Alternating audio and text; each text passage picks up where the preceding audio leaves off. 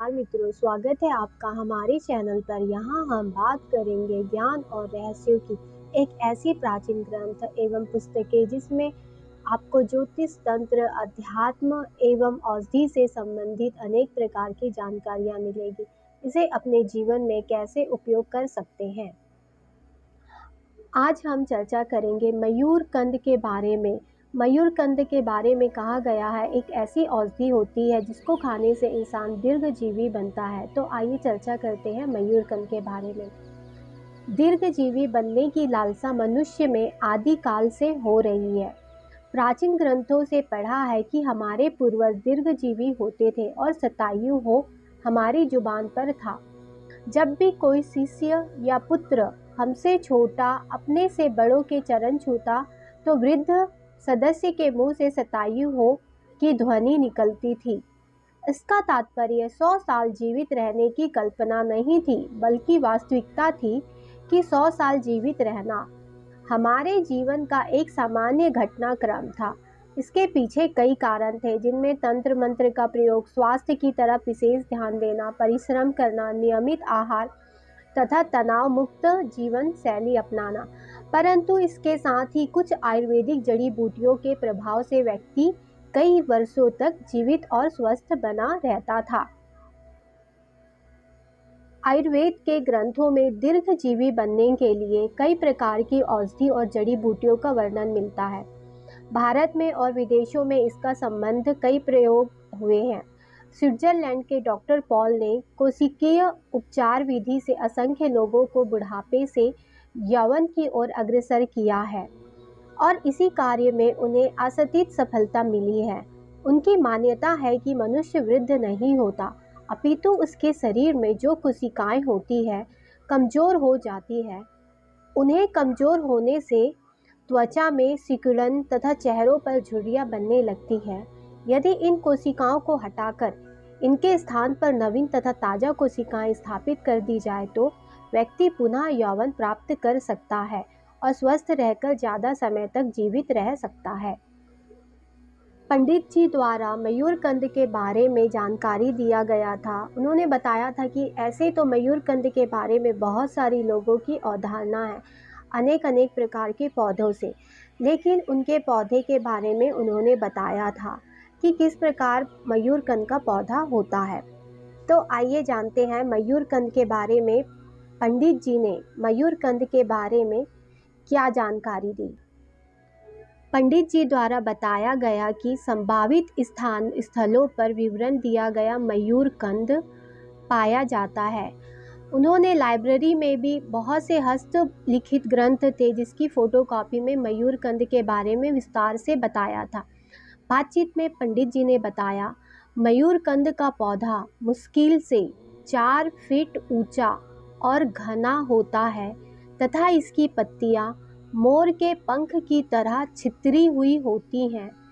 साथ ही पत्तियां गोल तथा लंबी उंगलियों की तरह होती है, परंतु ये दिखने में अत्यंत सुंदर, महीन और मोर के पंख की तरह छितरी हुई हरे रंग की होती हैं। पूरे पौधे पर पत्तियां ही होती है, किसी प्रकार का फल नहीं उगता। पत्तियों का स्वाद फीका सा होता है। शिमला से आगे लगभग 200 किलोमीटर दूर इस गांव के लोग काफ़ी दीर्घायु प्राप्त होते हैं। बहुत ही कम समय में ऐसे व्यक्ति होंगे जिनकी मृत्यु 100 वर्ष की आयु से कम हुई होगी। आज भी वैज्ञानिकों के लिए यह आश्चर्य है, परंतु इसका राज कोई मालूम नहीं कर सका था। इसी ग्राम में वैद्यराम सुख शर्मा रहते थे और पिछले 40 वर्षों से वे निरंतर एक औषधि के लोगों में निःशुल्क वितरित करते थे। वैद्य जी के पूर्वज भी यही काम करते थे और कोई पैसा या स्वीकार नहीं करते थे। कहते हैं उनके पूर्वजों में से किसी एक को किसी महात्मा ने एक जड़ी का ज्ञान दिया था और बताया था कि इसके सेवन से आदमी निरोग और स्वस्थ बना रहता है। साथ ही ऐसा कोई व्यक्ति होगा जो दीर्घायु नहीं होता होगा। काफ़ी वर्ष पहले वैद्य रामसुख शर्मा ने पंडित जी से रहस्य पूर्वक बात किया था कि जड़ी का नाम मयूरकंद है और मयूरकंद का एक विधि से तैयार औषधि बनाई जाती है जो कि अत्यंत ही उपयोगी और मनुष्य को चिर यौवन तथा दीर्घजीवी बना रखने में पूर्ण रूप से सहायक होती है। वैद्य जी स्वयं इस समग्र 136 वर्षों के थे और सभी का पूर्ण रूप से स्वस्थ थे। वे नित्य 8-10 मील पैदल भ्रमण कर लेते थे। इस स्थान के आसपास मयूरकंद के पौधे आसानी से मिल जाते हैं एवं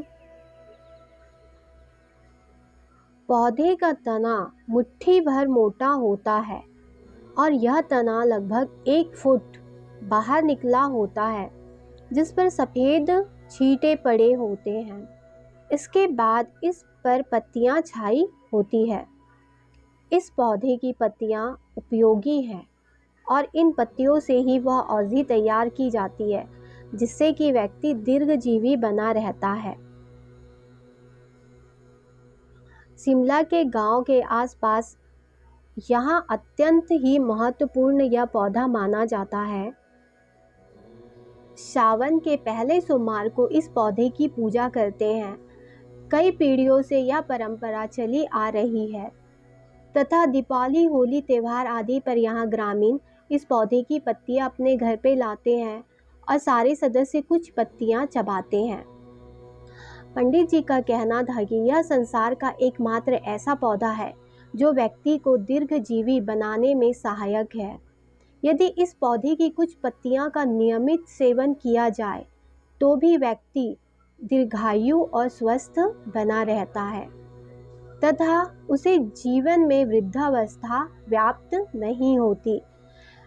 पंडित जी के अनुसार यह पौधा अभी तक इसलिए बचा रह गया क्योंकि यहाँ के लोग इस पौधे को काटना पाप समझते हैं तथा हर घर में यह पौधा उगाया जाता है। अगर आपको पुरानी पुस्तकें, ग्रंथ, ज्योतिष और अध्यात्म में रुचि हो तो चैनल को जरूर सब्सक्राइब कीजिए और बेल आइकन को दबा दीजिए ताकि आपको हर नए वीडियो का नोटिफिकेशन मिलता रहे। कमेंट्स में हर हर महादेव लिख दीजिए।